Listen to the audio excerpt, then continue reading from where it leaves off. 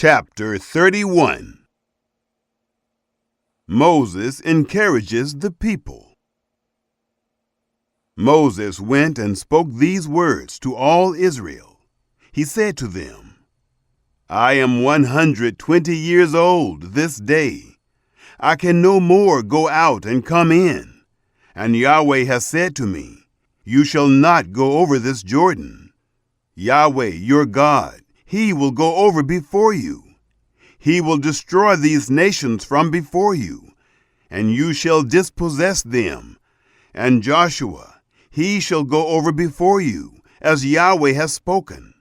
Yahweh will do to them as he did to Sihon and to Og, the kings of the Amorites, and to their land, whom he destroyed.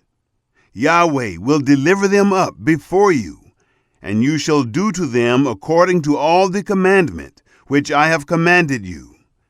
Be strong and courageous. Don't be afraid, nor be scared of them. For Yahweh your God, He it is who does go with you. He will not fail you, nor forsake you.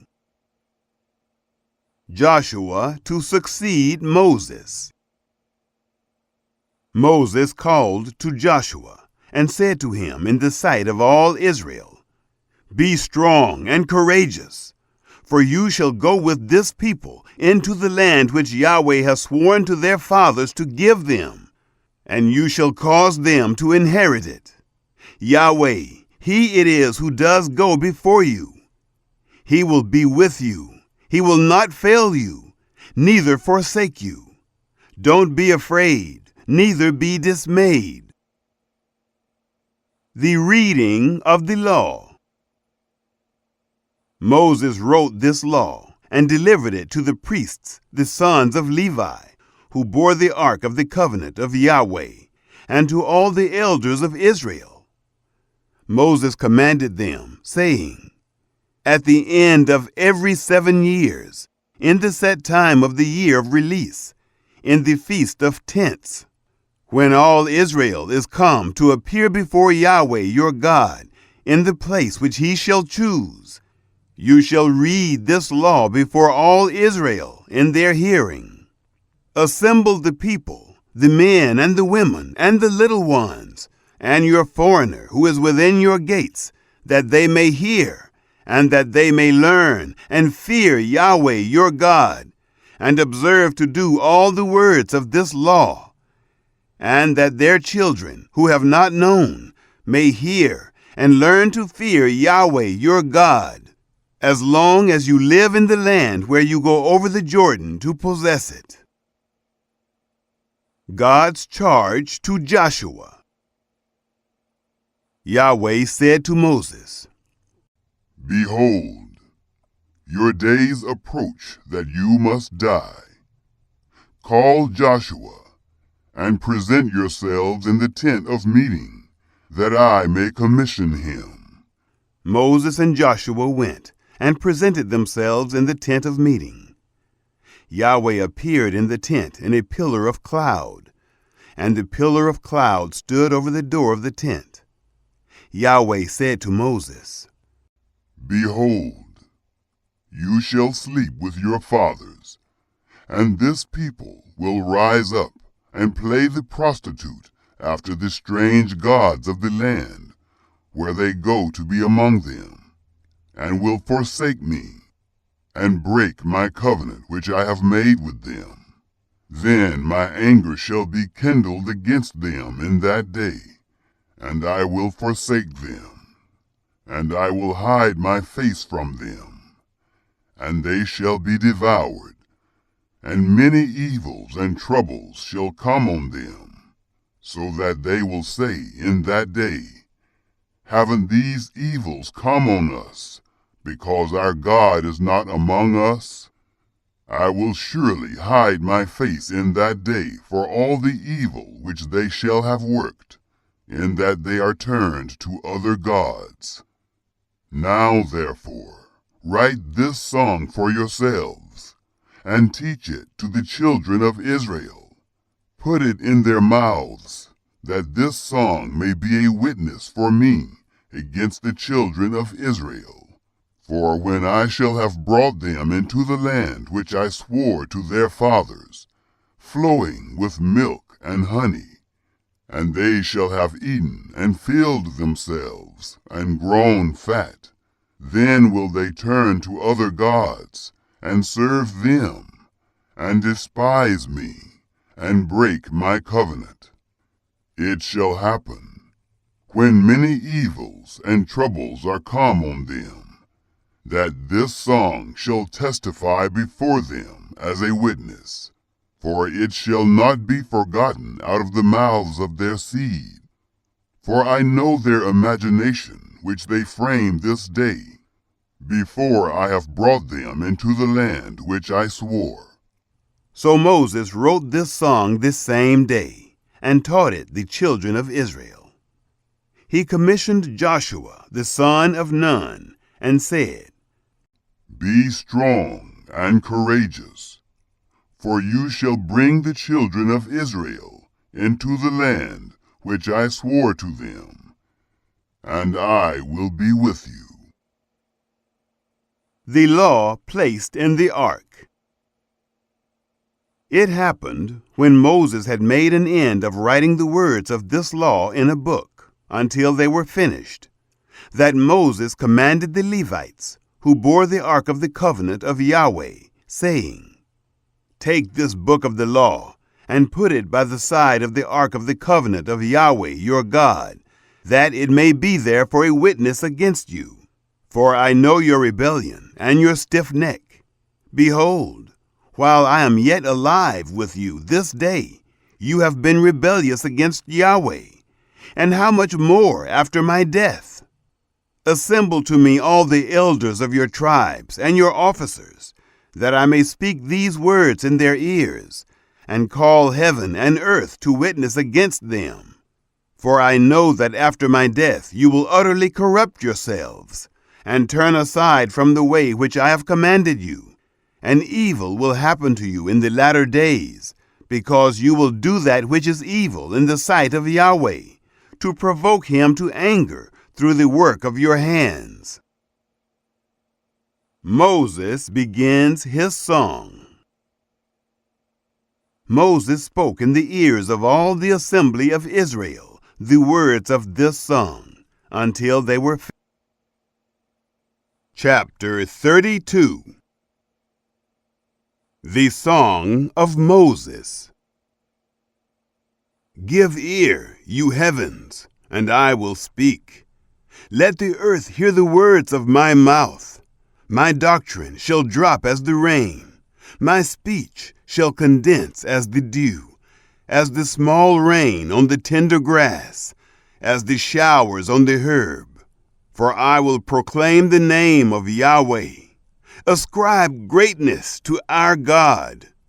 The rock, his work is perfect, for all his ways are justice. A God of faithfulness and without iniquity. Just and right is he. They have dealt corruptly with him. They are not his children. It is their blemish. They are a perverse and crooked generation. Do you thus requite Yahweh, foolish people, and unwise? Isn't he your father who has bought you? He has made you and established you. Remember the days of old. Consider the years of many generations. Ask your father, and he will show you, your elders, and they will tell you. When the Most High gave to the nations their inheritance, when he separated the children of men, he set the bounds of the peoples according to the number of the children of Israel. For Yahweh's portion is his people. Jacob is the lot of his inheritance. He found him in a desert land, in the waste, howling wilderness. He surrounded him. He cared for him. He kept him as the apple of his eye, as an eagle that stirs up her nest, that flutters over her young. He spread abroad his wings. He took them. He bore them on his feathers. Yahweh alone led him. There was no foreign god with him. He made him ride on the high places of the earth. He ate the increase of the field.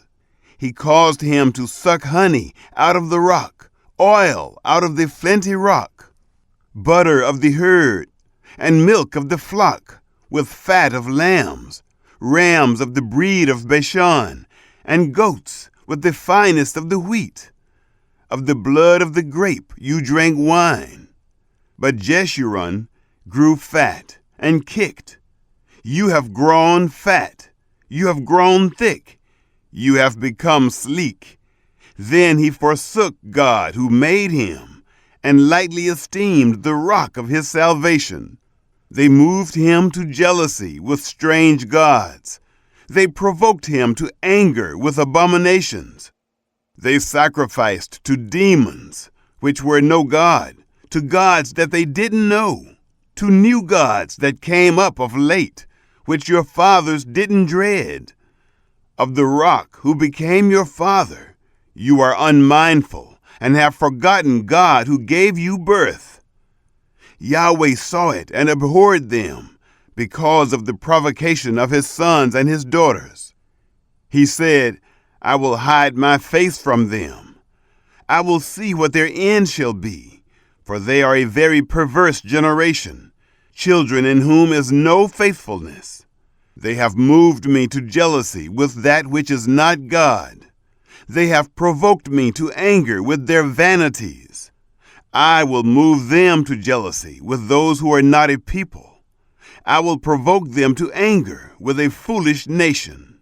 For a fire is kindled in my anger, burns to the lowest Sheol, devours the earth with its increase, and sets the foundations of the mountains on fire. I will heap evils on them. I will spend my arrows on them. They shall be wasted with hunger, and devoured with burning heat and bitter destruction. I will send the teeth of animals on them, with the poison of crawling things of the dust. Outside the sword shall bereave, and in the rooms terror, on both young man and virgin, the nursing infant with the gray-haired man. I said I would scatter them afar. I would make the memory of them to cease from among men. Were it not that I feared the provocation of the enemy, lest their adversaries should judge wrongly, lest they should say, our hand is exalted. Yahweh has not done all this. For they are a nation void of counsel. There is no understanding in them. Oh, that they were wise, that they understood this, that they would consider their latter end. How could one chase 1,000, and two put 10,000 to flight, unless their rock had sold them, and Yahweh had delivered them up? For their rock is not as our rock, even our enemies themselves being judges. For their vine is of the vine of Sodom, of the fields of Gomorrah. Their grapes are grapes of gall. Their clusters are bitter. Their wine is the poison of serpents, the cruel venom of asps. Isn't this laid up in store with me, sealed up among my treasures? Vengeance is mine, and recompense at the time when their foot slides. For the day of their calamity is at hand. The things that are to come on them shall make haste. For Yahweh will judge his people and have compassion on his servants when he sees that their power is gone.